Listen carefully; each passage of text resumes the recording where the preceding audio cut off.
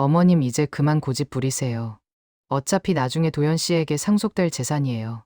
저희가 미리 관리해서 불리는 게 가족 전체의 이익 아닌가요? 늙었으면 좀 자식 말도 듣고 편하게 사셔야죠. 거짓말 마라. 너희들 속셈 다 안다. 내 인생, 내 집, 내 피땀으로 모은 돈이야. 더 이상 나를 돈으로 보지 마라. 돈으로 보는 게 아니에요, 어머니.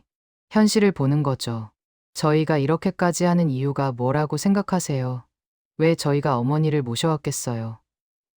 저희 미래를 위해서가 아니라 어머님 노후를 위해서잖아요. 궁금하시죠? 평생을 자식에게 헌신한 어머니에게 무슨 일이 벌어진 걸까요? 며느리의 달콤한 감옥에서 벗어나 인생의 독립을 선언한 이정희 씨의 충격적이고 감동적인 이야기가 지금 펼쳐집니다. 구독과 좋아요는 큰 힘이 됩니다. 서울 외곽 조용한 동네의 날 같지만 정갈한 단독주택이 이야기의 배경입니다. 햇볕이 잘 드는 마당에는 이정희 68세 씨가 수십 년간 정성껏 가꿔온 철쭉 화분들이 생기를 뽐내고 있었습니다. 흙냄새와 마당의 고요함. 그것이 3년 전 남편을 먼저 떠나보내고 아들 도현 38세 씨가 분가한 후 이정희 씨에게 남은 유일한 안식처이자 삶의 전부였습니다. 이정희 씨는 평생을 악착같이 사셨습니다. 남편분의 잦은 사업 실패에도 굴하지 않으시고 새벽에 일어나 시장에 나가고 굳은 일 마다하지 않으시며 오직 아들 하나만 바라보며 사셨습니다. 아드님은 어머니의 기대대로 명문대를 졸업하고 번듯한 대기업에 다니는 자랑스러운 아들이 되었습니다. 지금 살고 계신 이 단독주택이야말로 이정희 씨의 평생의 훈장이었습니다. 지금은 낡았지만 이 집을 지키기 위해 흘리신 땀방울의 무게를 누구보다 잘 알고 계셨습니다. 스스로를 다독이시며 하루를 보내시지만 해가 질 무렵이면 알 수 없는 공허함이 밀려왔습니다. 특히 명절이나 생일 외에는 전화 한 통도 없던 아드님 생각이 날 때면 마음 한구석이 시큰거렸습니다.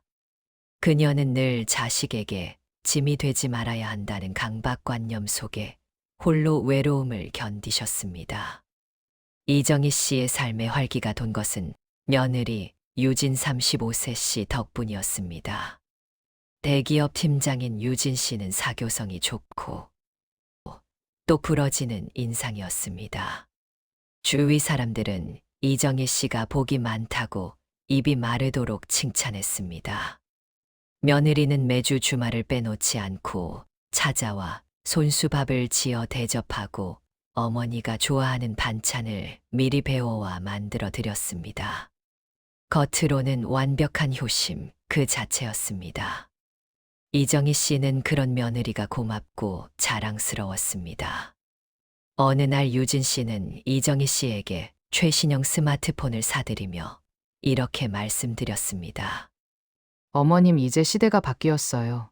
복잡하게 은행에 가실 필요 없어요. 제가 어머님 명의로 된 공과금이랑 휴대폰 요금 같은 건 다 자동이체로 관리해 드릴게요. 어머님은 복잡하게 신경 쓰실 필요 없어요. 그러고는 이정희 씨가 쓰시던 은행 앱의 비밀번호 공인인증서 암호까지 능숙하게 등록하며 모든 금융 거래를 대신 관리해 주기 시작했습니다.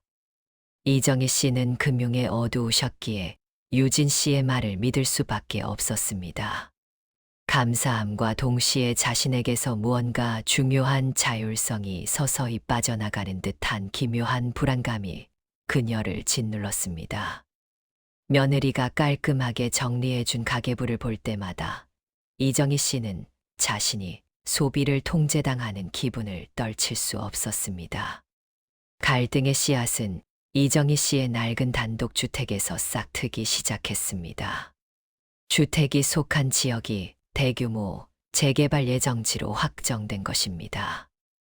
이정희 씨에게 그 보상금은 평생의 노고에 대한 정당한 보상이었고 남은 인생을 의지할 최후의 보루였습니다. 하지만 며느리 유진 씨에게는 그것이 미래 투자금이었습니다. 주말 저녁 식사 후 유진 씨는 차를 마시며 능숙하게 본론을 꺼냈습니다. 어머님 재개발 보상금 엄청나겠어요. 도연 씨랑 제가 계산해 봤는데 저희 둘이 합한 연봉보다 훨씬 크더라고요. 그래서 말인데요. 저희가 이 보상금으로 더 좋은 아파트 사서 어머님 모실게요. 그리고 남은 돈은 저희가 고수익 상품에 투자를 좀 해야 할 것 같아요. 어머님은 큰돈 관리하기 힘드시니까요. 아니다, 유진아. 이정희 씨는 의외로 단호하게 유진 씨의 말을 잘랐습니다. 나는 여기서 계속 살란다. 평생 살아온 내 집이야. 그리고 보상금이 나오면 그냥 통장에 넣어두고 내가 필요한 만큼만 쓸란다.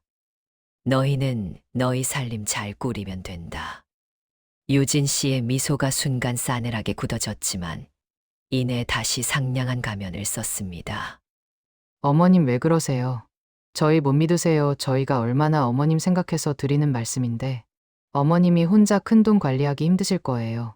이정희 씨는 고개를 저으셨습니다. 돈 앞에서 너무나 계산적인 유진 씨의 눈빛, 그리고 옆에서 아무 말 없이 아내의 눈치만 살피는 아드님 도현 씨의 모습에서 이들을 멀리해야 한다는 엄습하는 불안감을 느꼈습니다. 재개발 문제로 미묘한 신경전이 이어진 지 한 달쯤 되었을 때 이정희 씨는 마당에서 미끄러져 발목을 삐끗하셨습니다. 유진 씨는 이 기회를 놓치지 않았습니다. 어머님 큰일 날 뻔했어요. 당분간 저희 집으로 오셔야 해요. 제가 극진히 모실게요. 유진 씨는 아드님을 설득하여 이정희 씨를 자신의 신축 아파트의 게스트룸으로 모셔왔습니다. 겉보기에는 완벽한 효도였습니다.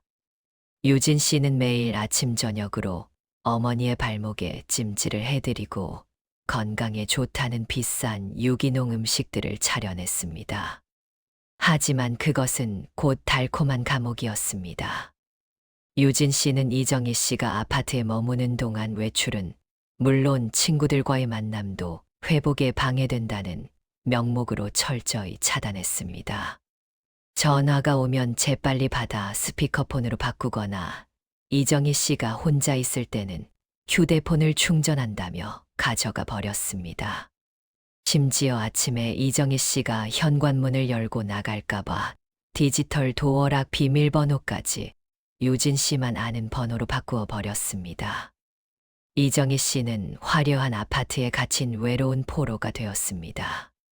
감옥 생활이 2주쯤 되었을 때 이정희 씨는 친구에게 줄게 모임 회비를 붙여야 한다는 사실을 깨달았습니다.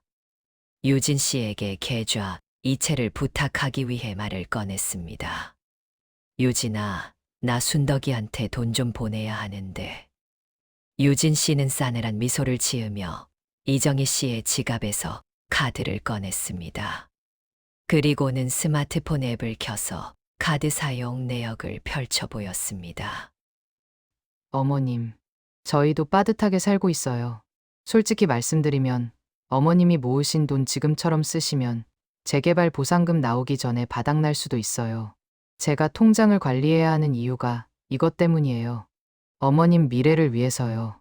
유진 씨는 어머니의 미래를 위한다는 명목으로 그녀의 지갑을 감시하고 통제하고 있었습니다. 이정희 씨는 모멸감과 배신감에 온몸이 떨렸습니다. 자신이 투명인간 취급을 당하고 있다는 뼈아픈 현실을 직시하게 되었습니다. 며칠 뒤 이정희 씨는 유진 씨가 급하게 외출하며 미처 챙기지 못한 서류 한 장을 발견했습니다. 재개발 보상금 활용 방안 및 자산 증식 계획이라는 제목이었습니다. 서류에는 보상금 전액을 유진 씨 명의의 투자 상품에 가입하고 단독주택 매각 후 이정희 씨에게는 매달 소액의 용돈을 지급하며 효도연금이라는 기만적인 명칭을 붙인다는 내용이 담겨 있었습니다. 유진 씨의 모든 친절과 효도가 바로 이 서류 한 장을 위한 치밀하고 냉혹한 기획이었음을 깨닫자 이정희 씨는 심장이 멎는 듯한 충격을 받으셨습니다. 모든 퍼즐 조각이 맞춰지는 순간이었습니다. 그날 저녁 아드님 도현 씨가 퇴근하고 돌아오자 이정희 씨는 참지 못하고 발견한 서류를 들이밀었습니다. 언쟁 끝에 유진 씨는 더 이상 상냥한 가면을 쓰지 않았습니다. 그녀의 목소리에는 차가운 경멸이 섞여 있었습니다. 네, 어머니 솔직히 말씀드릴게요. 그 돈 어머니 혼자 관리 못하세요. 그리고 어차피 나중에 도현 씨에게 상속될 재산이에요. 저희가 미리 관리해서 몇 배로 불리는 게 가족 전체의 이익 아닌가요? 평생 자식 뒷바라지 하셨으면 이제는 저희가 하라는 대로 좀 편하게 사세요. 어머니는 이제 쉬실 때가 됐어요. 옆에 서 있던 아드님 도현 씨는 어머니의 분노와 아내의 냉정을 보며 그저 우물쭈물했습니다. 엄마 유진이도 엄마 생각해서 하는 말일 거야. 이제 그만 싸우자. 그는 어머니 편도 아내 편도 들지 못하고 회피하는 무력한 모습만 보였습니다. 이정희 씨는 깨달았습니다. 자신은 더 이상 존경받는 어머니가 아니라 그들이 처리해야 할 재산을 가진 짐이었다는 것을. 아들의 나약함과 며느리의 잔혹함이 그녀의 마음을 산산조각 냈습니다. 며느리의 본색과 아들의 무관심을 확인한 후 이정희 씨는 평소에 무력했던 노인에서 벗어나 차갑고 단단한 결의를 품은 사람으로 변하셨습니다.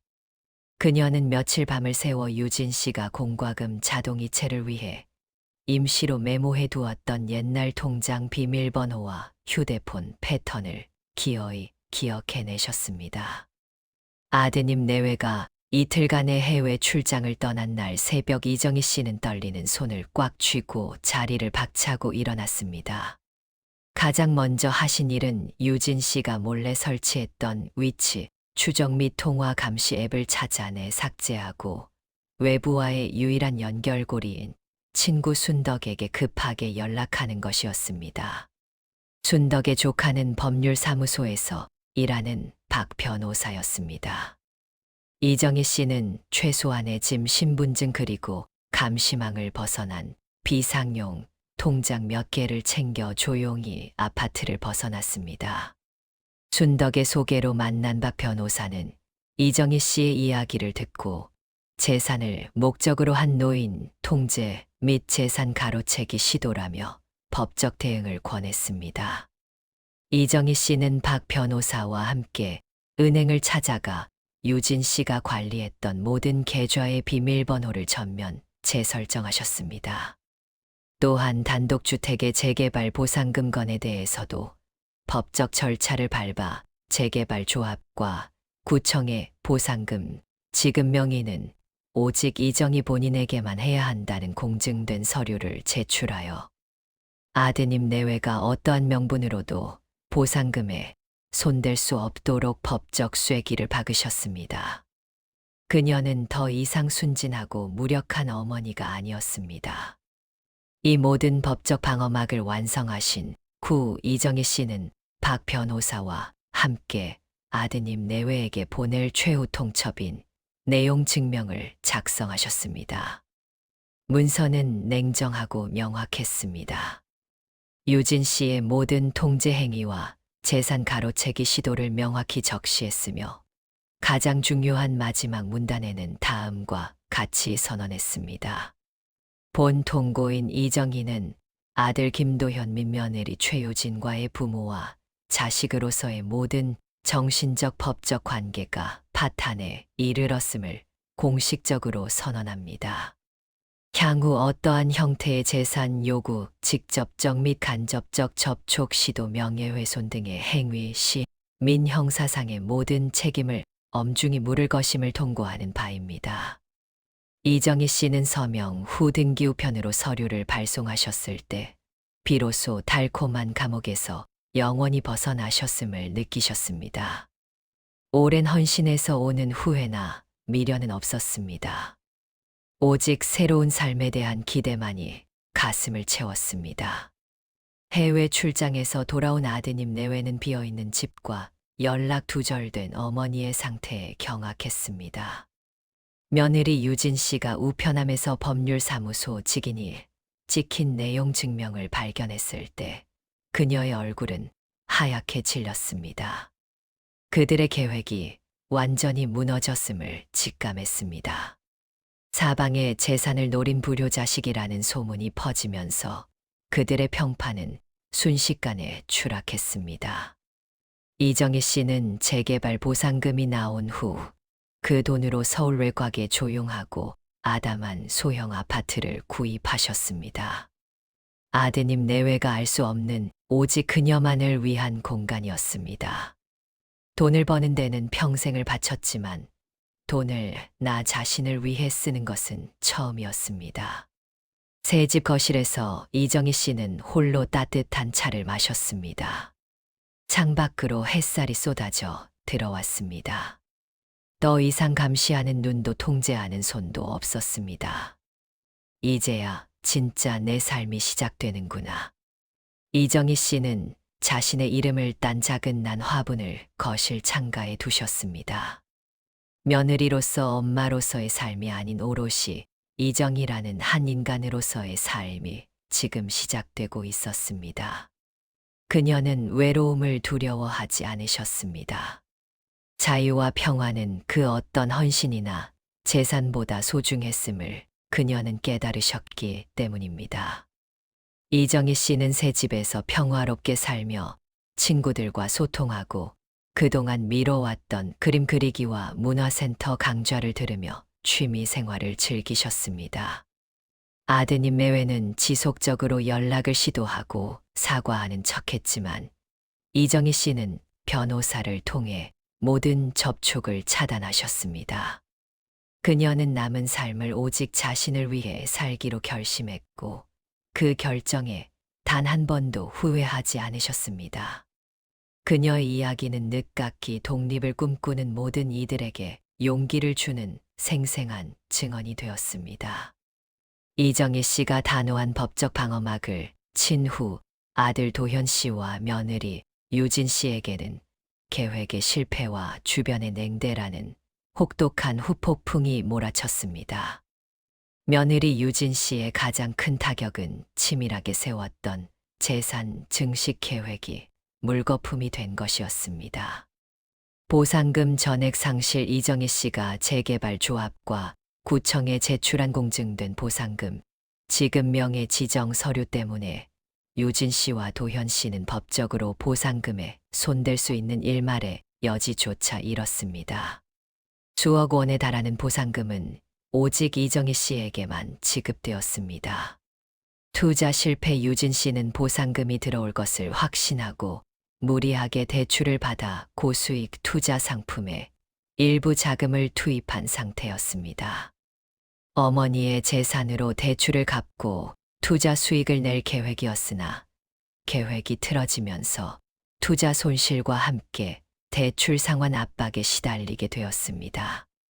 가정 불화심과 이 모든 계획을 주도했던 유진 씨에게 도현 씨의 원망이 쏟아졌습니다. 이정희 씨의 내용 증명은 단순한 법적 문서가 아니었습니다. 그것은 그들의 탐욕스러운 행위를 적나라하게 드러내는 사회적 단절 선언이었습니다. 친척들의 냉대 법률사무소 직인이 찍힌 내용 증명과 함께 친척들에게까지 재산을 노리고 어머니를 감금하다시피 통제했다는 소문이 빠르게 퍼졌습니다. 명절이나 집안 대소사에 도현 씨 부부를 향한 친척들의 시선은 차가웠고 그들은 불효자식이라는 낙인이 찍혔습니다.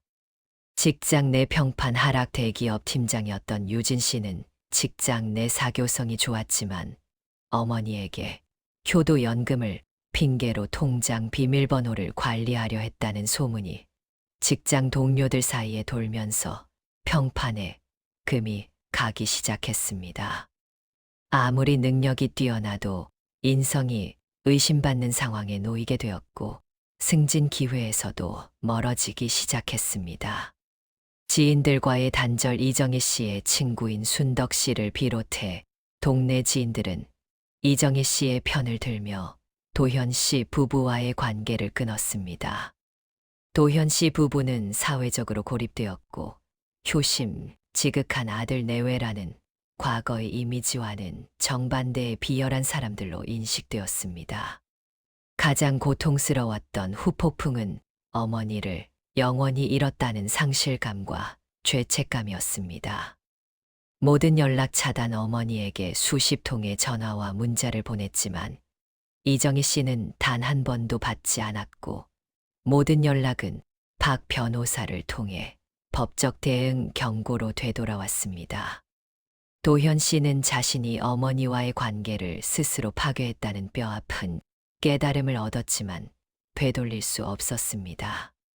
공허한 미래 도현 씨는 자신이 어머니의 자랑스러운 아들이었다는 자부심이 결국 돈 때문에 무너졌음을 인정할 수밖에 없었습니다.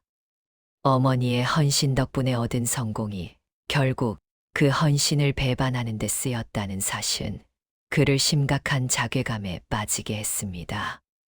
불안정한 일상재산 확보 실패, 부부 갈등, 사회적 고립이 겹치면서 유진 씨와 도현 씨 모두 일상생활에서 큰 스트레스와 불안정함을 겪게 되었습니다. 그들이 얻으려 했던 물질적 풍요, 대신 그들의 삶은 정신적 빈곤으로 가득 차게 되었습니다. 유진 씨와 도현 씨는 어머니의 달콤한 감옥에서 벗어나고자 했던 것이 아니라 그 감옥을 통해 어머니의 재산을 탈취하려 했습니다. 결국 이정희 씨의 단호한 결단은 그들의 탐욕에 철퇴를 내렸고 아들 내외는 자신들의 이기심이 낳은 고립과 불행이라는 거대한 후폭풍을 홀로 감당해야 했습니다.